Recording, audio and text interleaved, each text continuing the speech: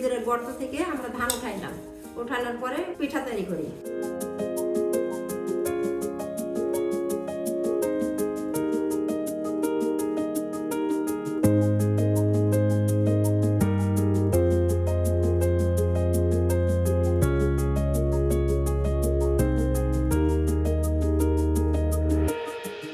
সাধারণত শীতকালে এগুলো বেশি হয়।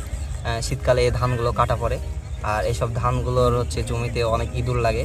সেই ইঁদুরগুলো যে ধানগুলো কেটে গর্তের মধ্যে ঢুকিয়ে নেয়, আমরা সেটা ধান কাটার পরবর্তীতে এসব ফাঁকা জমি, আলে হোক জমিতে হোক, যে গর্তগুলো থাকে সেগুলো খনন করি। খনন করার পরে সব ধানগুলো আমরা বের করি। বের করার পরে আমরা এগুলো বাসায় নিয়ে যাই। অল্প কয়েকজন মিলে আমরা পিঠা টিঠা খাওয়ার জন্য ছোট্ট একটা উৎসব করে থাকি। গ্রামগঞ্জে এগুলো হয়, শহরে এগুলো বেশি পাওয়া যায় না, এগুলো গ্রামগঞ্জে দেখা যায়।